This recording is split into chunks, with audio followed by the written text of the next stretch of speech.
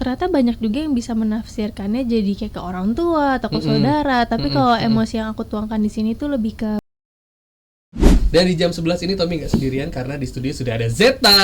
Halo Zeta, apa kabar? Baik, alhamdulillah. Cerah sekali hari ini ya. Oh iya, walaupun kita di dalam ruangan ya. Iya. Karena memang Zeta ini membawa kabar baik Sobat RD ya. Kalau misalnya Sobat RD inget cek di Instagram Barbie Arzeta baru aja ngerilis lagu Menahan Rindu. Betul. Nah, sekarang dia datang ke studio buat cerita-cerita, buat ngobrol-ngobrol seputar lagu, mungkin seputar kehidupan dia juga, kehidupan sebagai selebriti sekali. Asik. Aduh. Oke, apa kabar Zeta? Baik, alhamdulillah. Oke, terus kesibukannya apa sekarang Zeta? Kalau sekarang sih masih fokus buat musik dulu. Oh, musik dulu. Oke. Jadi belum ada untuk kayak series filmnya, belum ada yang baru lagi sih. Oh, oke. Tapi ketika terjun di dunia entertainment tuh lo sebenarnya mengawalnya dari mana sih, Zeta? Dari iklan dulu. Iklan. Itu umur berapa? Mungkin 3 tahun yang lalu. Iklan pop-up? Bukan umur 3 tahun ya? Bukan, 3 tahun yang lalu, bukan umur 3 tahun. Oh, iya, sorry. Masa 3 tahun yang lalu saya iklan pop-up? Iya, terlalu cepat merespon ya, karena gue mikirnya umur 3 tahun. Oh, jadi 3 tahun yang lalu memulai iklan. Itu berarti lu masih teenager kan? Masih teenager, gak mungkin iklan pop-up. Iya, gue bukan maksud. Iya kan. Itu 3 tahun yang lalu berarti berarti lu tuh SMP 3 tahun yang lalu. SMA, baru lulus SMA kayaknya. Oke. Terus itu ada casting gitu. Iya, tapi kebetulan pas aku masuk ke iklan itu masih abis COVID banget. Jadinya masih by file gitu. Oh, ngirim file. Terus pertama kali tuh aku ngebuka private Instagram, terus langsung di DM sama agency iklan gitulah. Maksudnya nggak apa-apa kalau kita ajuin buat iklan-iklan nggak? Terus boleh, terus mereka ajuin dan dapat deh satu iklan itu dan berlanjut sampai sekarang. Akhirnya dari iklan juga, terus dan sekarang ke musik. Iya, iklan, film, musik. Wah, ini gimana ceritanya nih? Kenapa memutuskan untuk menambah lagi jenjang karirnya di dunia entertainment dengan terjun ke musik? Apa sebenarnya emang lu suka musik juga sebelumnya? Iya, emang dari dulu tuh, dari masih kecil aku suka banget nyanyi. Iya. Karena mama aku hobinya juga nyanyi kan. Hobi aja tapi. Terus suka ngikut-ngikut nyanyi. Tapi dulu tuh nggak pernah mikir kalau pengen ngejalanin musik nih secara serius gitu. Jadi dulu nyanyi lebih ke mama karaokean ikut ya, atau nggak disodorin mic ikut gitu. Oh gitu, acara keluarga ngisi. Gitu aja sih. Sekolah-sekolah gitu, di sekolah-sekolah. Iya, sekolah-sekolah sempat lomba nyanyi. Oh, jadi band. Kalau ini ya pelajaran seni musik itu lo paling ini nih. Ekskul gitu lah. Ekskulnya. Iya. Cuman nggak kepikiran buat serius gitu, dan entertain juga sebenarnya nggak kepikiran kan. Tapi waktu itu nyobain iklan, film, terus kayak kok seru ya. Terus dipertemukan sama owner dari label aku dan ternyata visi misi kita tuh sama.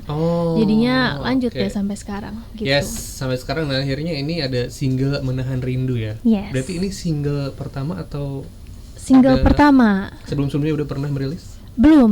Ini single pertama sekali. Wah, ini menarik nih ya, karena Menahan Rindu ini kalau misalnya kita dengerin soundnya ini lebih kuat di akustik sama string. Yes, betul. Ya kan, dan itu menurut gue tantangan. Dimana kalau misalnya lagu yang backgroundnya si akustik, vokalnya harus kuat. Betul. Karena kan kalau misalnya kita anak band nih, pakai distorsi aja biar vokalnya bisa ketutupan. Oh gitu ya. Ya biasanya gitu, ya kan, biar vokalnya nggak terlalu kencang pakai distorsi gitar. Nah kalau lu akustik kan berarti vokalnya harus bener-bener pulen nih ceritanya, gitu kan. Nah kenapa akhirnya memilih lagu Menahan Rindu dengan bisa dibilang sih ini lebih ke melankolis manis ya? Iya betul. Kenapa nih? Sebenarnya yang nulis lagu ini namanya Pak Ferry Hudaya. Dia yang menulis lagu Hingga Tua Bersamanya Rizky Febian kan. Terus dia tuh udah menawarkan aku beberapa lagu sebelumnya, tapi belum ada yang cocok lah sama suara vokal aku. Dan juga liriknya tuh belum ada yang aku bisa relate banget gitu. Jadi terus pas aku melihat Menahan Rindu ini, liriknya aku suka karena pernah mengalami. Terus juga dari melodinya juga cocok sama karakter suara aku, kata mereka. Terus kayak oh ya udah boleh deh gitu. Terus makanya masa gas nih. Gas aja. Berarti ini dinamakan jodoh dalam bermusik nih. Betul. Sebelum-sebelumnya nggak cocok, tapi ini merasa cocok. Karena kalau yang sebelumnya, kalau misalnya kita nggak cocok sama lagu itu, nggak cocok sama suara kita, atau kita nggak suka sama lagunya, kan nggak bisa dipaksakan juga. Bener. Berarti sebenarnya udah sempat workshop beberapa lagu juga ya. Iya betul. Akhirnya terpilih Menahan Rindu. Nanti kita bakal bahas Sobat RD lagu Menahan Rindu seperti apa dan bagaimana perjalanan seorang Zeta ini gimana. Di tempat kamu eksis masih di Indo banget bareng sama Zeta. Halo. Seru sekali ya ngobrol sama Zeta. Mas Indra ngomong, mic lu bocor. Lah iya lu.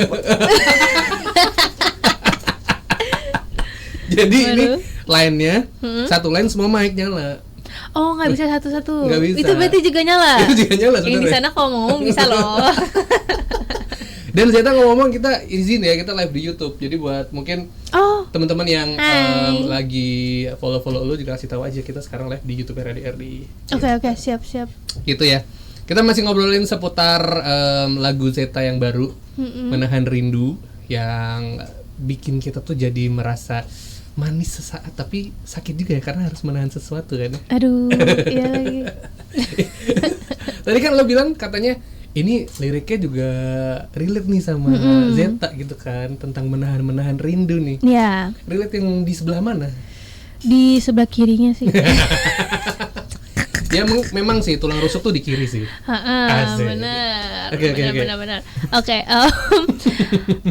Relate-nya karena lagu Menahan Rindu ini kan menceritakan tentang long distance relationship lah ya. Oh LDR. Iya, Menahan rindu kan. Bener.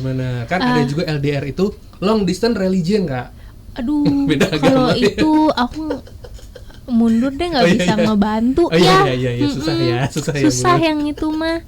Tapi ini tentang LDR dan ternyata banyak juga yang bisa menafsirkannya jadi kayak ke orang tua atau ke saudara. Tapi kalau emosi yang aku tuangkan di sini tuh lebih ke buat pasangan.